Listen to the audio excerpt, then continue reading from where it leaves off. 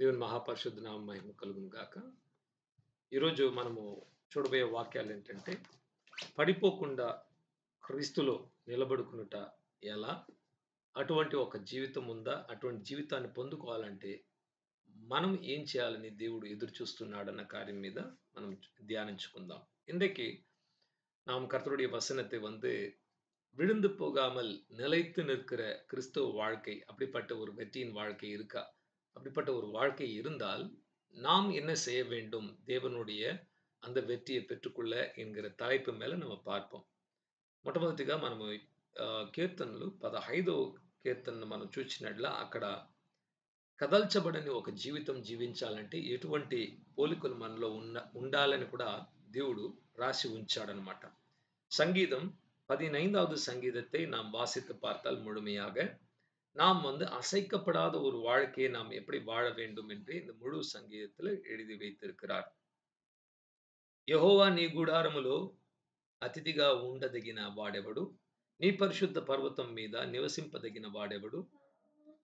అది ప్రశ్న. రెండో వాక్యము, యథార్థమైన ప్రవర్తన కలిగి నీతిని అనుసరించుచు హృదయపూర్వకముగా నిజమును పలుకువాడే.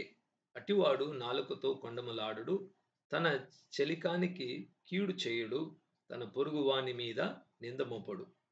అతని దృష్టికి నీచుడు అసహ్యుడు.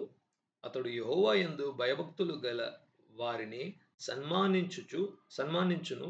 అతడు ప్రమాణము చేయగా నష్టము కలిగినను మాట తప్పడు. తన ద్రవ్యము వడ్డీకియడు. నిరపరాధిని చెరుపుటకై లంచము పుచ్చుకొనుడు. ఈ ప్రకారము చేయువాడు ఎన్నడు కదల్చబడడు. தமிழ்ல ஒருத்தர் வாசிக்கிறீங்களா? சங்கீதம் 15வது சங்கீதத்தை வாசிங்க. கர்த்தாவே, யார் உம்முடைய கூடாரத்தில் தங்குவான்? யார் உம்முடைய பரிசுத்த பர்வதத்தில் வாசம் பண்ணுவான்? உத்தமனாய் நடந்து நீதியை நடப்பித்து மனதார சத்தியத்தை பேசுகிறவன் தானே.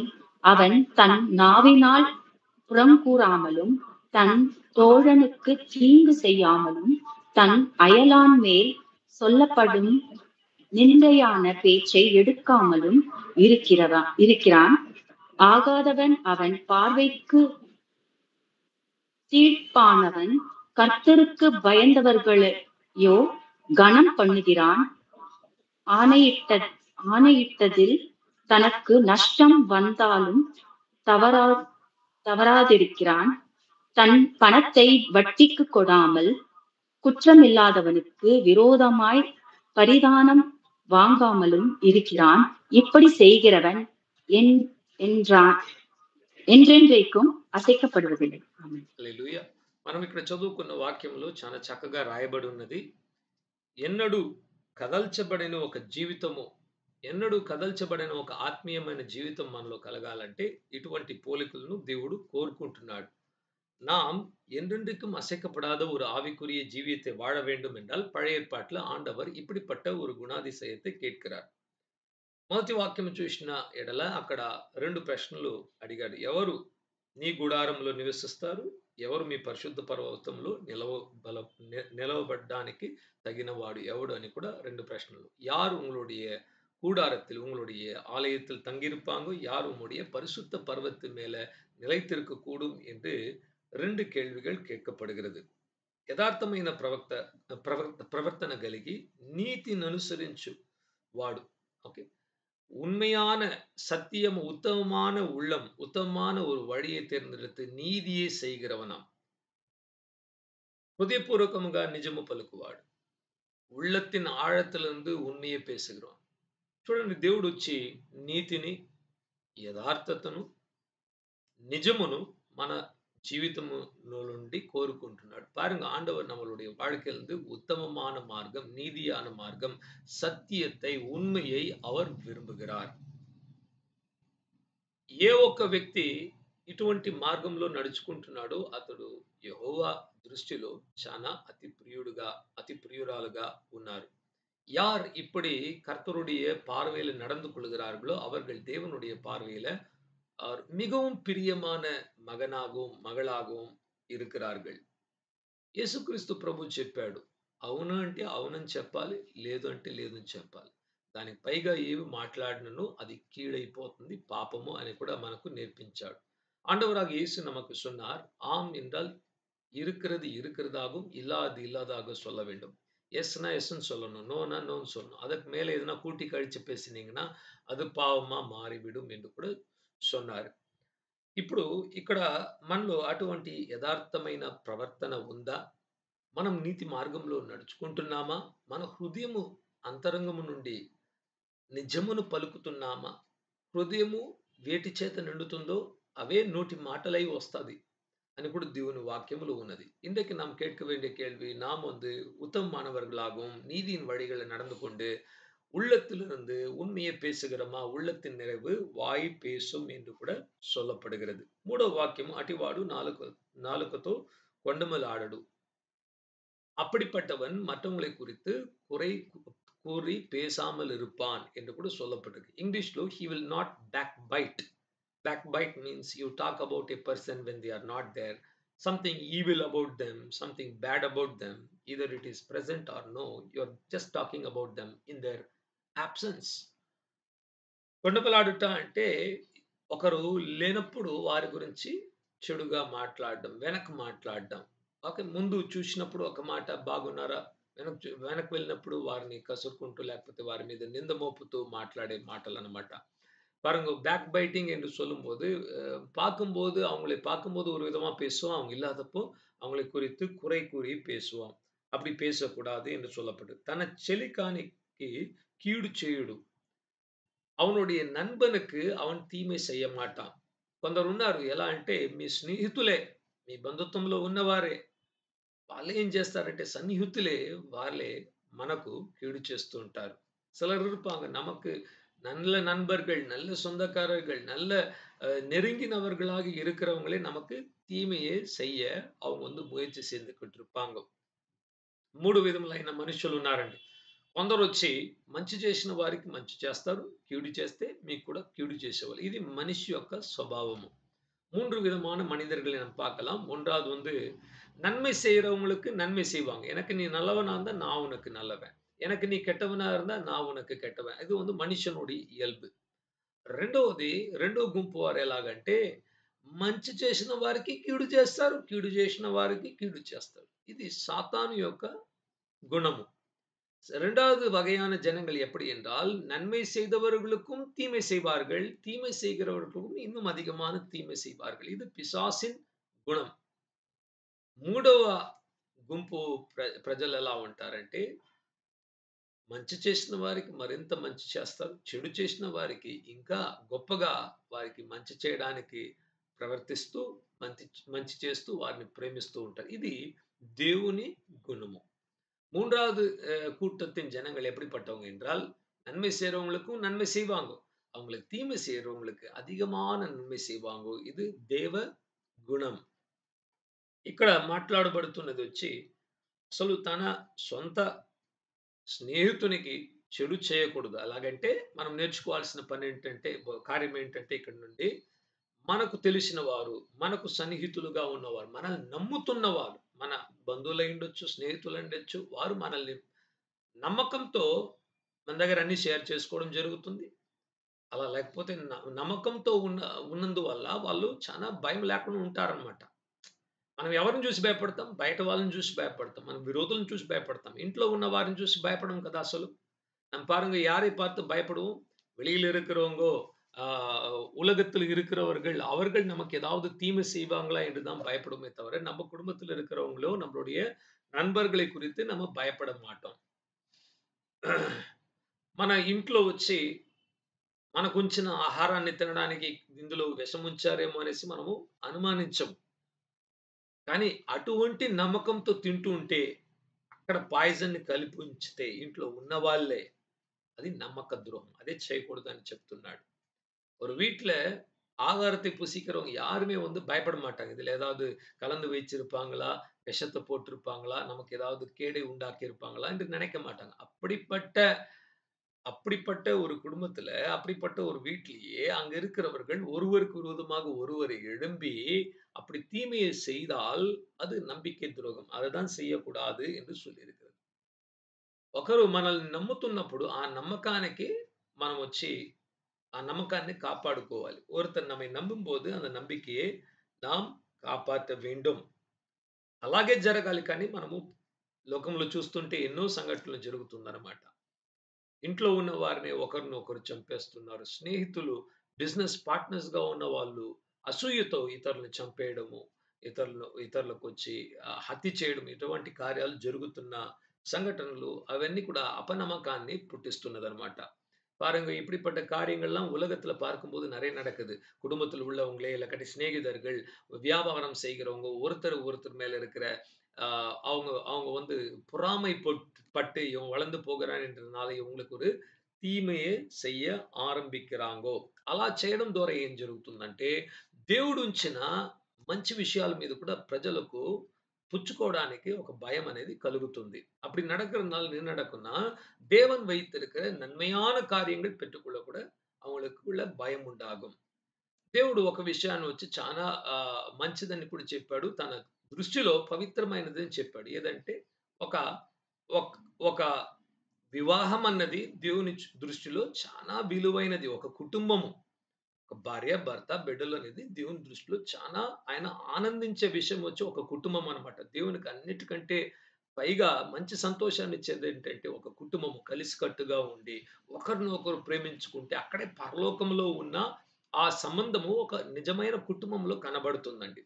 ஆண்டவருடைய பார்வையில வெளியேறப்பெற்றதும், ஆண்டவருடைய பார்வையில பரிசுத்தமானதும், ஒரு திருமணம் என்பது ஆண்டவருடைய பார்வையில பரிசுத்தமா இருக்குது. ஒரு குடும்பம், ஒரு கணவன், ஒரு மனைவி, பிள்ளைங்க இவங்க வந்து ஒன்றாக ஒருவரை ஒருவர் நேசிக்கும்போது పరలోకத்தை அந்த இடத்துல பார்க்கலாம். అటువంటి వివాహము ఈరోజు ఒకరికొకరు నమ్మకం లేకుండా జీవించడం ద్వారా ఏం జరుగుతుందంటే లోకంలో ఉన్నవారు కూడా ఎవ్వరు కూడా ఇప్పుడు పెళ్లి చేసుకోవడానికి ముందుకు రావడం లేదు. భయపడుతున్నారు. ఎందుకంటే విడాకులు ఇచ్చేస్తారేమో, ఇంతంత డబ్బులు ఇచ్చుకోవాలి, మెయింటెనెన్స్ ఇవ్వాలి, డబ్బులివ్వాలి, జీవితం పాడైపోతున్న భయంతో అనేక యవనస్తులు ఎలా అంటే ఇప్పుడొచ్చి ఏది వద్దు అలాగే ఉండిపోతాం. అలాగే ఉండిపోతాం అంటే అలాగే ఉండరనమాట. మరి చెడు కార్యాలు చేస్తూ అలాగే ఉండిపోతారు. కానీ వివాహం అనేది చేసుకోమంటున్నారనమాట. పిల్లలు కనడం వద్దంటున్నారు ఈరోజు. వివాహం చేసుకున్న వాళ్ళు కూడా అనేకులు చెప్తున్నారు. నాకు తెలిసిన వాళ్ళు అనేకులున్నారు. వద్దనుకుంటున్నారు. మేము వద్దనుకున్నాము. ఇద్దరు డిసైడ్ చేసుకున్నాము. మాకు బిడ్డలొద్దు. మేము సంతోషంగా ఉంటే చాలు. ఎందుకంటే వాళ్ళని కని, వాళ్ళను పెంచి, వాళ్ళు ఇప్పుడు ఎవరు చూసుకుంటున్నారు? తల్లిదండ్రులను చూసుకుంటున్నారా బిడ్డలు? అసలు చూడడం లేదు. వాళ్ళు చెప్పిన మాట వింటారో లేదో, ఎందుకు ఆ రిస్క్ అనేసి భయపడుతున్నారు. ఎందుకు ఇవి జరుగుతుందంటే, దేవుడుంచిన ఈ సంబంధాల్లో ఆ యథార్థత, ఆ నిజము లేకుండా ప్రజలు చేసే కార్యమును బట్టి దేవుడు ఉంచిన కార్యమునే ద్వేషించి, అసలు ఇది వద్దు అనుకునే విధానంలో వచ్చేసారు. இன்னைக்கு பாருங்க திருமணம் வேண்டாம் என்று சொல்லுகிறாங்க. பிள்ளைங்களை பெற்றுக்கொள்வது கூட அவங்க வந்து பயப்படுறாங்க. ஏன்னா, அந்த பிள்ளைங்க வந்து வளர்ந்து நம்மள வந்து பார்ப்பாங்களா? பார்க்க மாட்டாங்க. அப்படிப்பட்ட பிள்ளைங்க நமக்கு எதுக்கு? நம்ம மாத்திரம் சந்தோஷமா இருந்துட்டு போயிடலாம். அப்படிப்பட்ட ஒரு மனநிலை இன்றைக்கு வந்திருக்கிறது. తన చెలికానికి కీడు చేయుడు, తన పొరుగువాని మీద నింద మోపడు. మన మనకు తెలిసిన వాళ్ళు, మన పక్కనున్న వారి మీద మనం నింద మోపి మాట్లాడకూడదు. అదే దేవుని వాక్యం చెప్తున్నది. ஆண்டவருடைய வசனம் சொல்லுது, நம்மளுடைய அயலான் மேல் நம்ம வந்து குறை சொல்லக்கூடாது. அப்படி தமிழ்ல இன்னும் அழகா இருக்குது. அயலான் வந்து மற்றவங்க அவங்க மேல కురై சொன்னாலும் அதை నామ வந்து పోయి మற்றవங்க கிட்ட சொல்லకూడదాం. తమిళ్ భాషలో ఎలా రాయబడిందంటే, నీ పొరుగువాడు నీ యొద్ద వచ్చి మరొక్కని గురించి తప్పుగా చెప్పినప్పుడు దానిని విని నువ్వు ఇతరులకెళ్ళి చెప్పుకుంటూ ఉండవు. అలా వింటే కూడా మనసులో ఉంచుకొని ప్రార్థించుకోవడం అన్నమాట. లేకపోతే ఆ వ్యక్తి దగ్గరెళ్లి మాట్లాడడం. ఇలా విన్నాను, ఇలా అవుతుంది. ఏమి నిజమా ఇది? இப்போ அயலான் வந்து நமக்கு ஏதாவது ஒரு குற்றத்தை மற்றொருத்தனை மேல சொன்னாலும், அதை கேட்டு விட்டுட்டு, நம்ம ஊரெல்லாம் அதை பரப்பிக் கொண்டு, அவங்கள அவமானப்படுத்திக் கொண்டிருக்க கூடாது. அதற்கு பதிலா அவங்களுக்காக செபிக்கணும். முடிந்தா அவங்களோட தொடர்பு கொண்டு, இப்படியெல்லாம் உங்கள பத்தி சொல்றாங்கோ, இதுல என்ன உண்மை இருக்கா? என்ன நடந்துச்சுன்னு சொல்லி, நாம வந்து அறிந்து கொள்ள ముందుకు வரணும். అతని దృష్టికి నీచుడు, అసహ్యుడు, அவனுடைய பார்வைக்கு அநீதிமான், దుర్మార్గం செய்கிறவன், అశుద్ధమానవனை వెరుకురానాం. ఇక్కడ మనం నేర్చుకోవాల్సిన కార్యం ఏంటంటే ప్రియ సహోదరులారా, దేవుడు దేన్ని ద్వేషిస్తున్నాడో వాటిని మనం కూడా ద్వేషించాలి. దుష్టుడిని దేవుడు ద్వేషిస్తున్నాడు. అసహ్యించుకుంటున్నాడు. పాపులను దేవుడు అసహ్యించుకుంటున్నాడు. అటువంటి వారిని మనము ప్రేమించడం, అటువంటి వారిని మనము స్నేహితురాలుగా ஸ்வீகரிச்சதும் கூட தப்பு. ஆண்டவர் ஒரு பாவியை அவர் வெறுக்கிறார். இல்லாவிட்டால் பாவம் செய்கிற அந்த பாவத்தை வெறுக்கிறார். துன்மார்க்கனை அவருடைய பார்வையில அவர் விருப்பப்படுறது. அவங்களோட நாம நல்ல ஒரு தொடர்பு வச்சுக்கிட்டு, அவங்களோட நம்ம ரொம்ப க்ளோஸா ஆயிட்டு, அவங்களோட நம்ம ஒரு ஃப்ரெண்ட் ஆயிட்டு, அவங்கள நேசிக்க ஆரம்பிச்சு, அவங்க வீட்டுக்கு போய் அப்படிலாம் செஞ்சீங்கன்னா, அப்ப ఆండవర్ వెరుకుறதை நாம் நேசிக்கும்போது, ఆండవருக்கு நாம் ప్రియమానవங்களா இருக்க முடியாது. ప్రభువు వేటిని ద్వేషిస్తున్నాడో వాటిని మనం ప్రేమించినట్ల మనం దేవునికి విరోధులుగా మారిపోతూ ఉంటాము. ఇప్పుడు ఈ వాక్యాన్ని మాట్లాడుకుంటే వేరొక వాక్యం మనమందరం గుర్తు రావాల్సింది యాకోబుకు రాసిన పత్రిక 4వ అధ్యాయము మొదటి కింద వాక్యాన్ని చదువుకుంటుంటే, ఈ లోక స్నేహము దేవునికి విరుద్ధము అని చెప్పబడి ఉన్నది. பாருங்க இந்த இடத்துல எழுதப்பட்டிருக்குது. ஆண்டவர் எதை வெறுக்கிறாரோ அதை நாம் நேசிக்க கூடாது. ஆண்டவர் வெறுக்கிற ஜனத்தை நாம சிநேகிதர்கள் ஏற்றுக்கொள்ளக்கூடாது. அப்படி ஏற்றுக்கொண்டால் தேவனுக்கு விரோதியாக இருப்போம். யாக்கோபு 4ஆம் அதிகாரத்தில் முதல் சில வசனங்களை வாசித்து வரும்போது, உலக சிநேகம் దేవునికి విరోధం. లోక స్నేహము దేవునికి వైరము. ఆ ఉలగత్తులో இருக்கிற స్నేహం దేవునికి విరోధం. ఈరోజు మీకు అనేక స్నేహితులు ఉండొచ్చు. కానీ అన్యులుగా ఉన్నవాళ్ళు, అవిశ్వాసులుగా ఉన్నవారు, దేవుని నమ్ముకోని వారు, వారితో ఎక్కువ సమయము మీరు గడపకూడదు. పైకి ఉండాలి గాని మనము వారితో చాలా స్నేహితులుగా ఉన్నట్ల వాళ్ళ ఆలోచనలు మనలో వచ్చేస్తాయి. వాళ్ళ నమ్మకాలు మనలో వచ్చేస్తాయి. తెలుసో తెలియక మీరు ఎంత పరిశుద్ధులుగా ఉన్నాం అనుకుంటే కూడా అందరితో మనము అటువంటి వారితో కలిసినట్ల వారు చేస్తున్న కొన్ని కార్యాలు చూస్తూ ఉంటే మనలో కూడా అవి తప్పు లేదేమో అనే ఒక భావన అనేది కలుగుతుంది. అందుకే మనకు లోకములో ఉన్నవారు స్నేహితులుగా ఉండకూడదు. இந்த உலகத்தில் இருக்கிறவர்கள் அந்நியர்கள் முக்கியமாக நமக்கு சிநேகிதர்களாக இருக்கக்கூடாது. ஏனென்றால் அவர்களோடு சிநேகம் வைத்து அவர்களோடு நம்ம இசைந்து இருக்கும்போது அவர்கள் செய்கிற சில காரியங்கள் நமக்கு தவறான காரியங்களை కూడా அதை பார்த்து பார்த்து கேட்டு கேட்டு సరి என்று తోండ్రం. లోకములో ఉన్న వారిని చూడండి. వాళ్ళేం చేస్తుంటారంటే ఒకరితో ఒకరు మాట్లాడుకొని నువ్వొచ్చి నీ భర్తకు విడాకులు ఇచ్చేసేయి. వేరొకతన్ని చేసుకో. ఎందుకున్నావు? ఆ వ్యక్తి ఏం చేస్తున్నాడు? అటువంటి ఆలోచనలు చిన్నగా, మెత్తగా మనసులో విత్తుతూ ఉంటారు. உலகத்துல இருக்கிறவங்களை பார்த்தால் அவங்க பேசும்போது சொல்லுவாங்க, "உன்னுடைய கணவனை நீ விட்டுரு. உன் மனைவியை நீ விட்டுரு. 2வது திருமணம் பண்ணிக்கோ. ஏன் அவங்களோட கூட இருக்கிற? அவங்க சரியில்ல. அவங்க இப்படிப்பட்டவங்க, அப்படிப்பட்டவங்க" ఇలాదెல்லாம் சொல்லிக் குடுத்துருவாங்க. అలా చెప్పడం ద్వారా అలా వింటూ ఉంటే ఆ మాటలు ఏం చేస్తున్నాయంటే ఆ మాటలు హృదయంలో క్రియేట్ చేసి కుటుంబాల్లో గొడవలు తీసుకొస్తాయి. కుటుంబాలు పాడైపోవడం వచ్చి ఏ కారణం అంటే ఇటువంటి స్నేహితులు చుట్టూ ఉండడం వల్లే వాళ్ళు పాడు చేసేస్తుంటారు. குடும்பங்கள் பாழாகி போகிறது காரணம் இப்படிப்பட்ட சிநேகிதர்கள் சுற்றிலும் இருக்கும்போது அவங்கள் கெடுத்து விடுவார்கள். ఒక సహోదరి గారు నాకు కాల్ చేసి ఇలా చెప్పారు. నా భర్త వచ్చి పని చేసుకోవడం లేదు. నాతో పనిచేసే వాళ్ళందరూ కూడా అతన్ని వదిలిపెట్టి తనొచ్చి డాక్టర్‌గా పనిచేస్తుందనమాట. అందువల్ల నువ్వు ఇంకొక డాక్టర్‌ని పెళ్లి చేసుకో అంటున్నారు. క్రైస్తవురాలు. అప్పుడు నేను అడిగాను, సిస్టర్ మీకు ఎవరు చెప్పారు ఇదంటే, ఇంకొక నాతో పని చేసుకున్న వాళ్ళు చెప్పారు. ఆమె జీవితం ఎలా ఉందని అడిగాను. ఆమె భర్తను వదిలేసి ఉంది. అందుకే ఆమె అసూయతో తన జీవితంలో కలిగిన ఆ బాధను నువ్వు కూడా అనుభవించాలని చెప్తుందే గాని, నువ్వు బాగుపడాలని కాదు. తన మాటలు నువ్వు వినొద్దు. నీ జీవితం బాగుపడొద్దు. నీ భర్త పని చేయకపోతే నువ్వు పని చేస్తున్నావు కదా! సంపాదించుకుంటున్నావు కదా! పోషించుకో, కాపాడుకో అంటే ఈరోజు వాళ్ళు చాలా హ్యాపీగా ఉన్నారు. Praise the lord. கர்த்தருடைய நாமத்துக்கு மகிமை உண்டாவதாக.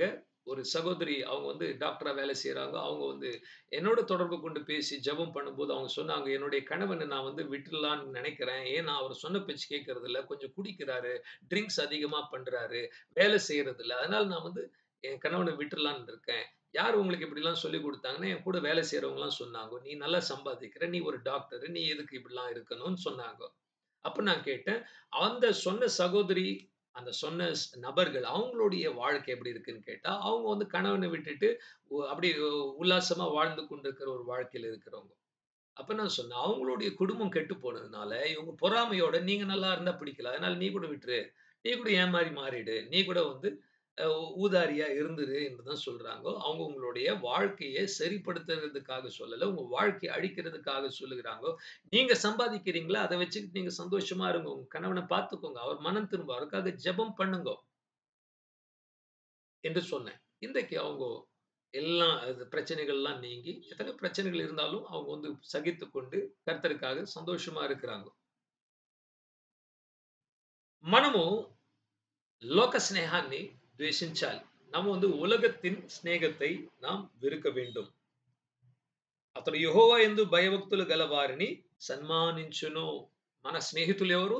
మనము కోరుకునే వాళ్ళు ఎవరు? మన హీరోస్ ఎవరు? మన హీరోయిన్స్ ఎవరు? దేవునిలో భక్తులుగా, భక్తి కలిగిన జీవితాన్ని జీవిస్తూ, మంచి ఉదాహరణ చూపిస్తున్న దేవుని బిడ్డలను మనము ప్రేమించి, వారిని సన్మానించడం నేర్చుకోవాలి. நம்மளுடைய வாழ்க்கையில மாதிரி, நம்மளுடைய வாழ்க்கையில ஒரு ஹீரோவாக, ஹீரோயினாக இல்லாவிட்டால், நம்மளுடைய வாழ்க்கையில ஒரு பார்க்கிற மாதிரியாக இருக்கிறவங்க யாரு? தேவ பக்தி உள்ளவர்கள். கர்த்தருக்கு பக்தியாக வாழுகிறவர்கள், கர்த்தருடைய பார்வையில வெளியேற பெற்றவர்கள் தான் அவர்களை நாம் வந்து மதிப்பு குடுத்து அவர்களை நேசிக்க வேண்டும். అతడు ప్రమాణము చేయగా నష్టము కలిగినను మాట తప్పడు. ఒక మాట ఇచ్చిన తరువాత, అరే! ఈ మాట ఇచ్చాను, తక్కువ చెప్పేసాను, ఈరోజు విలువ ఎక్కువ ఉందనేసి మాట మార్చడం మంచిది కాదంట. ఒక భూమిని అమ్ముకుంటున్నారనుకోండి. ఈరోజు ఒక రేట్ చెప్పారు. ప్రామిస్ చేశారు ఇచ్చేస్తాను ఈ రేటుకని. 6 నెలలు ఆలస్యమైంది.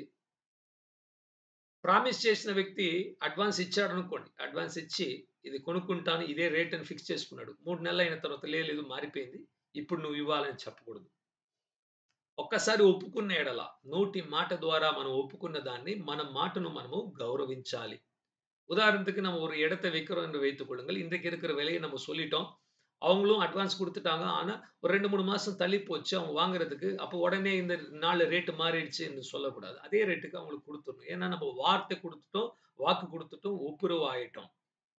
మన జీవితంలో ఏం చేసినా మనం ఇచ్చిన మాట మీద నిలబడుకోవడం చాలా చాలా ముఖ్యము.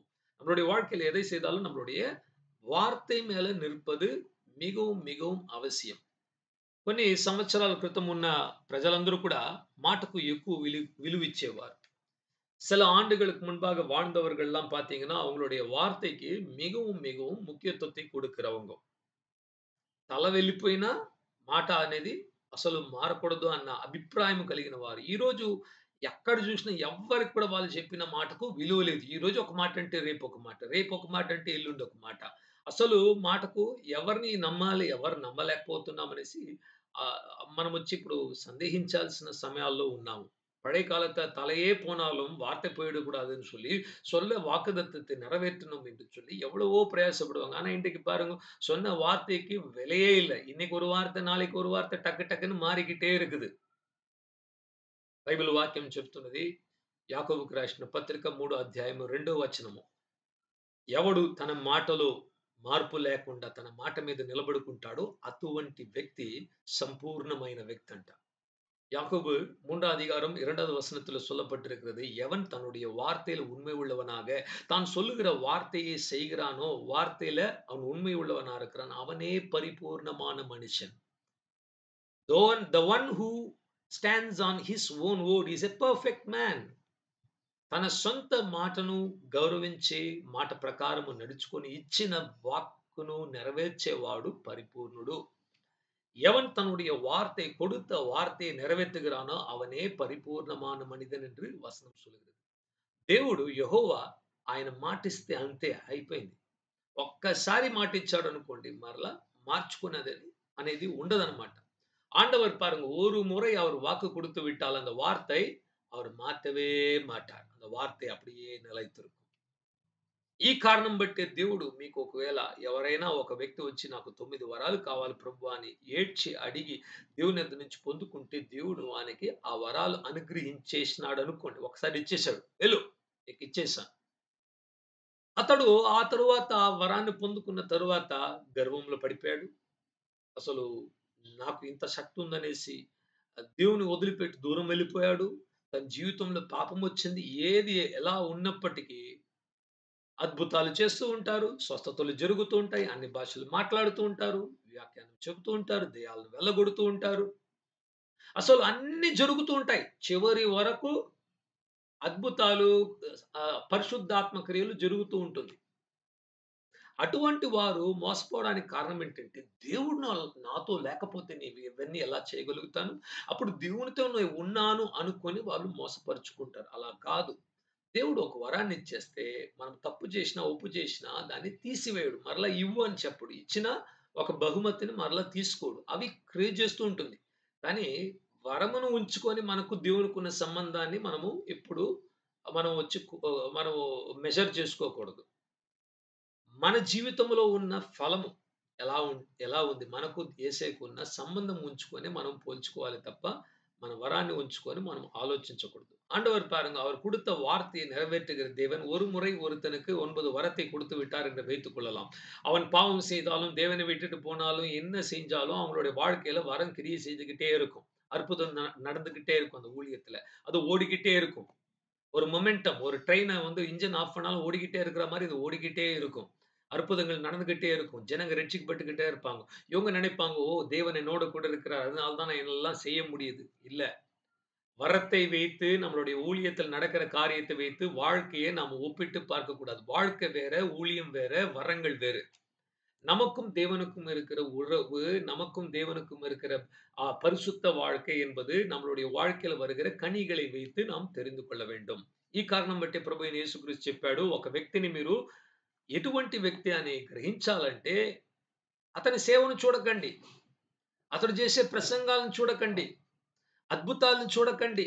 ఆశ్చర్యక్రియలను చూడకండి. ప్రవచనాలు చూడకండి. ఎంత గొప్ప సంఘమని చూడకండి. ఎంత పెద్ద స్థలమని చూడకండి. ఎంతమంది వస్తున్నారో ఆ కూటాలకు చూడకండి. మరి దేన్ని చూడాలంట? మత్తయి 7 అధ్యాయము పూర్తిగా చదువుకోండి. ఒక వ్యక్తి తన క్రియలు, తన జీవితము, తన క్యారెక్టర్ దాన్ని బట్టే మీరు తెలుసుకోగలరు. అతని యొక్క ఒక చెట్టును ఎలా మనం గమనిస్తాం? ఎటువంటి చెట్టని? ఫలమిస్తే తప్ప. చెట్టు చూడ్డానికి అందంగా ఉంది, పొడుగ్గా ఉంది, బలంగా ఉందంటే లాభం లేదు. పండ్లు రావాలి. ఫలం ఇవ్వని ఎంత పెద్ద చెట్టు ఉన్నా దాన్ని నరికేసి ఇంకా అగ్నిలో కాల్చాల్సిన పరిస్థితే కలుగుతుంది గానీ, ఫలమిచ్చే చెట్టునే ఒక యజమానుడు కోరుకుంటాడు. ஒரு மரம் பெரிய மரமா இருக்குது. அழகா இருக்கு. ஷைனிங்கா இருக்கு. கிளைகள்லாம் அழகா இருக்கு என்கிற காரணத்தினால் நம்ம ஏற்றுக்கொள்ள அதிலிருந்து కని வரணும். కని இருக்கா? ఆ చెట్టులో ఫలము ఫలిస్తున్నదా చూడండి.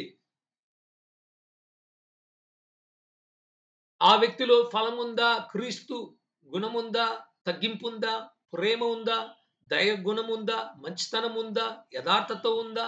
నిజమైన మాటలున్నాయా? అలాగా ఒక వ్యక్తిని చూస్తేనే మనం కనుక్కోగలము వారు దేవునితో నడుస్తున్నారని. వాళ్ళు చేసే క్రియలు కాదు, అద్భుతాలు కాదు. అవి జరుగుతూ ఉంటుంది. యేசுநாமమందు அற்புதாలు ஜరుగుతూ ఉంటుంది. ஆண்டவருடைய நாமத்தினால் அற்புதங்கள் நடந்து கொண்டிருக்கும். அது இல்ல நம்மளுடைய மெஷரிங் ஸ்டிக், நம்மளுடைய மெஷரிங் யார்ட். அவங்களுடைய வாழ்க்கையில கனி இருக்கிறதா? இயேசுவை போல இருக்கிறாங்களா? பாவம் இல்லாம இருக்கிறாங்களா? பரிசுத்தமா இருக்கிறாங்களா? பொறுமை உள்ளவர்களா இருக்கிறாங்களா? கோபம் இல்லாதவங்களா இருக்கிறாங்களா? అన్బుల్లవంగా இருக்கிறாங்களா? ఇవేகளை தான் நாம் பார்க்க வேண்டும். మన జీవితంలో కూడా మనం చూసుకోవాల్సిందే.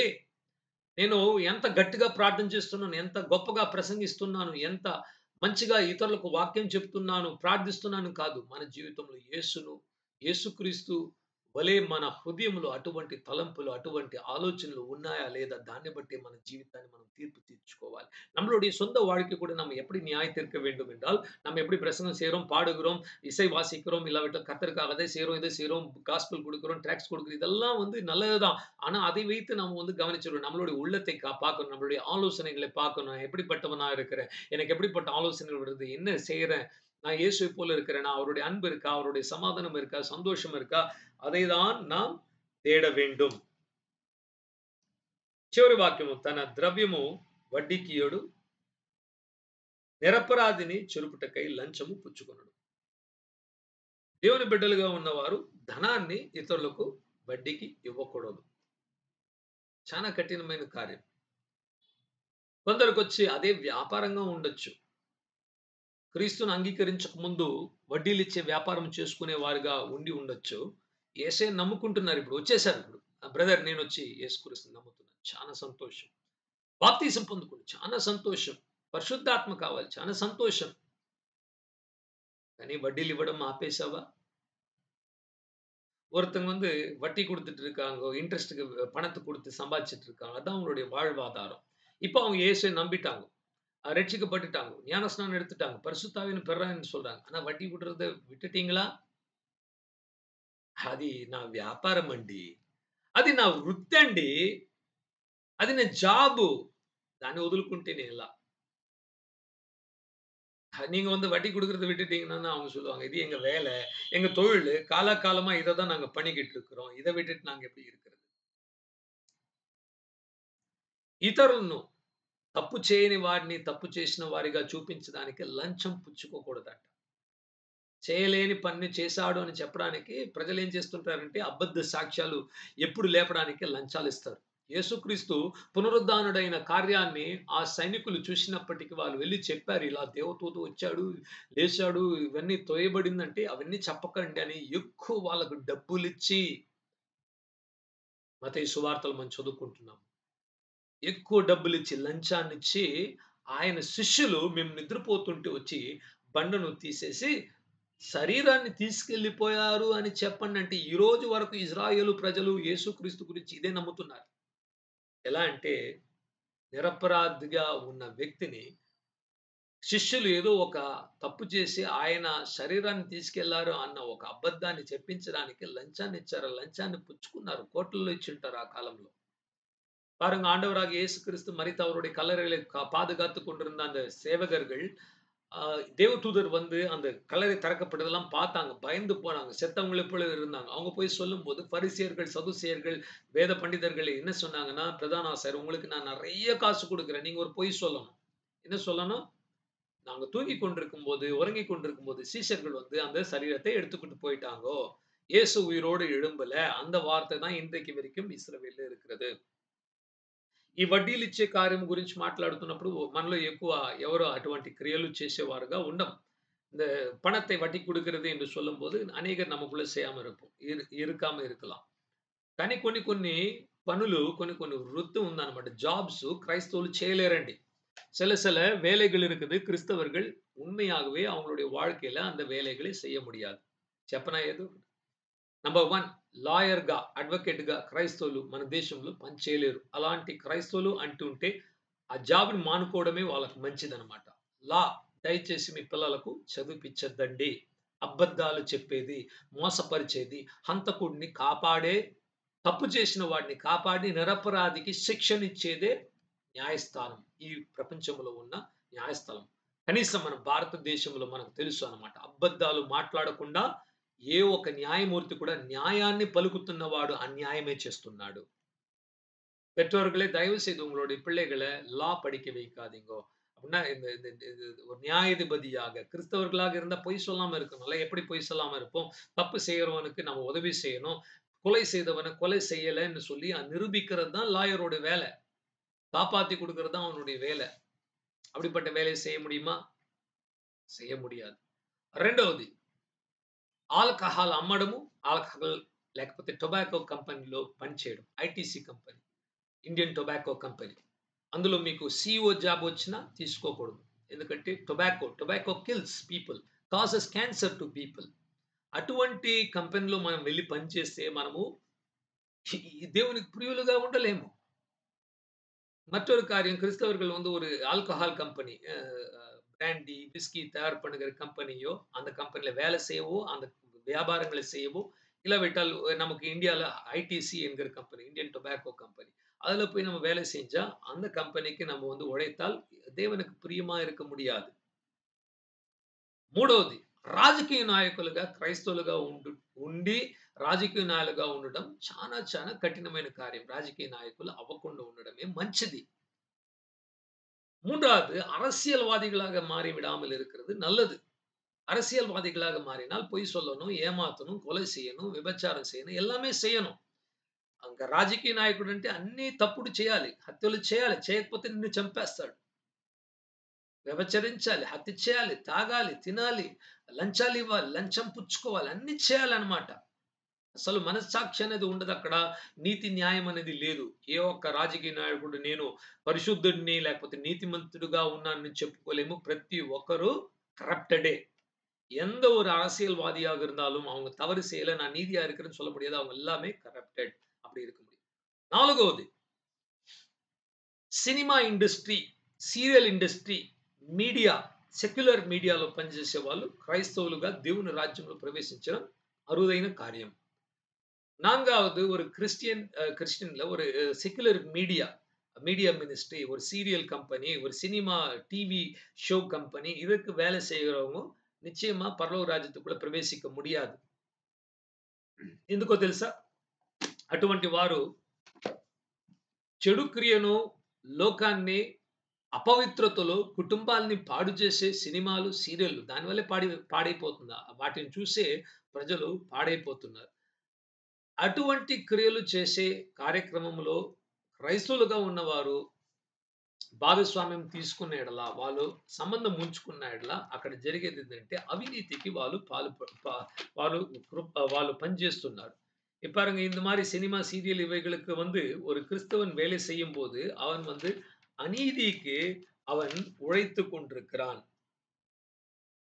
ఇలా చేయకుండా వడ్డీకి డబ్బులివ్వకుండా నిరపరాధిని లంచం పుచ్చుకొని వానికి శిక్ష విధించేటట్లు చూడకుండా ఉన్న యెడల, ఇవన్నీ చెప్పిన ఈరోజు మనం చూసిన కార్యాలన్నీ కూడా చేసిన యెడల అటువంటి వాడు నిరంతరము కదల్చబడకుండా ఉంటాడు అని దేవుడు ఒక సూత్రాన్ని మనకు నేర్పిస్తున్నాడు. ஆண்டவர் சொல்கிறார், இப்படி அநீதியை வெறுத்து, நீதியை செய்து, அநியாயத்தை வெறுத்து, பரிசுத்தமா வாழ்ந்து, தன்னுடைய பணத்தை வட்டிக்கு கொடுக்காம, தவறு செய்யாதவன தவறு செய்தான் என்று லஞ்சம் வாங்காம இப்படி எல்லாம் செஞ்சீங்கன்னா, நீங்க அசைக்கப்படாத ஒரு வாழ்க்கைய வாழுவீர்கள் என்று கர்த்தருடைய వచనం சொல்கிறது. గత కాలంలో ఒక పుస్తకం నేను చదువుకున్నాను. ఆ పుస్తకం వచ్చి 'occupations which Christian cannot work' అని ఒక చిన్న పుస్తకం అన్నమాట. చాలా చక్కగా రాశాడు. ఏ పనులు క్రైస్తవులు చేయకూడదు, ఏ పనులు చేయొచ్చు, ఏ పనులు మనం అవాయిడ్ చేయాలి అది తెలుసుకోవాలన్నమాట. ఆ పుస్తకం నిండుగా ఆక్యుపేషన్స్ ఇచ్చారు. ఏ ఆక్యుపేషన్స్ చేయకూడదని. ఆ పుస్తకం నాకు మరలా సెర్చ్ చేస్తాను. ఎక్కడో దొరికినట్లయితే మీతో కూడా ఆ పుస్తకం చదవమని షేర్ చేస్తాను. ఎందుకంటే ఫ్యూచర్ ఇంకా ఎన్నుకునే వాళ్ళు చిన్న పిల్లలకు వచ్చి తల్లిదండ్రులు ఇటువంటి రంగాల్లో వెళ్ళొద్దండి అని చెప్పండి. ఇంకొకటి వచ్చి ఫ్యాషన్ మీడియా, ఓకే, మోడల్‌లో వెళ్ళొద్దండి. మోడలింగ్ చేయడానికి దయచేసి మీ బిడ్డలను పంపించకండి. ఆ ఇండస్ట్రీలో వెళ్తే అసలు నీతి, న్యాయము, పరిశుద్ధత అనేది ఉండదు. అపవిత్రత అనేది ఉంటుంది. இனி ஒரு காரியம் மாடலிங். அந்த இதுக்குள்ள நீங்க போகக்கூடாது. அந்த இதுக்குள்ள போயிட்டீங்கன்னா, அது ஒரு உலகம். அந்த உலகத்துல போயிட்டீங்கன்னா, அது ஒரு மாய உலகம். அது ஒரு కண்களுக்கு ఇచ్చயான ஒரு ఉలగం. అందులో పోయిటీங்கன்னா పరిశుద్ధమా వాழ முடியாது. మీకు ఎవరైనా ఆలోచన ఇచ్చిన ఎడల మీరు மாடலிங் ఎళ్ళండి, డబ్బులు సంపాదించుకోండి. దయచేసి వెళ్ళకండి. உங்களுக்கு யாராவது ஐடியா சொன்னாங்கன்னா, நீங்க ஒரு மாடலிங்கா போங்க, ஒரு ஆடுக்கு ఇది பண்ண போங்க, అది பண்ண போங்க என்று சொன்னா, దయவு செய்து పోయిడాదీంగ. నాకు అలా ఒకరు చెప్పారన్నమాట. "నువ్వు కూడా మోడలింగ్ రా. కొన్ని యాడ్స్‌కు నువ్వు డబ్బులు సంపాదించు." నేను చెప్పాను, "దండాలండి. నన్ను వదిలేసి నాకది సెట్ కాదు" అనేసి వచ్చేసాను. నా స్నేహితుడు ఒకడు వెళ్తుంటాడన్నమాట. అతను పిలిచాడు, "నువ్వు కూడా రా, బాగున్నావు కదా! వచ్చి మోడలింగ్ చెయ్యి. నీకు డబ్బులొస్తాయి." నేను చెప్పాను, "అసలు అది మనకు సంబంధమైన విషయం కాదు. అటువంటి డబ్బులు మనకు అక్కర్లేదు." ఎందుకంటే మన విశ్వాసాన్ని పాడు చేసేది ఏదో ఒకటి ఉన్నా దాన్ని మనము వదిలి దూరం వెళ్ళిపోవడం. అందుకే లోక స్నేహం చూడండి. ఒక స్నేహితుడు లేదు నా కోసం ఒకసారి రా అంటే ఒకసారి వెళ్ళడం, 2 సార్లు వెళ్ళడం, మళ్ళీ ఆ ప్రపంచంలో కలిసిపోయేదనేది ఉంటుంది. అందుకే దూరం అయిపోవాలి. பாருங்க, என்னுடைய நண்பன் அவன் ஒரு மாடலிங் பண்ணிக்கிட்டு இருக்கான். நீயும் வா, கொஞ்சம் நல்லா ஃபிட்டா இருக்கிற, மாடலிங் பண்ணு பார்க்கலாம். உனக்கு கொஞ்சம் பைசா கிடைக்கும். அது செகண்ட் சோர்ஸ் ஆஃப் இன்கம். நான் சொல்லிட்டேன், தயவு செய்து அதெல்லாம் எனக்கு வேண்டாம். நீ பண்ணிக்கோ. எனக்கு அது ஒத்து வராது.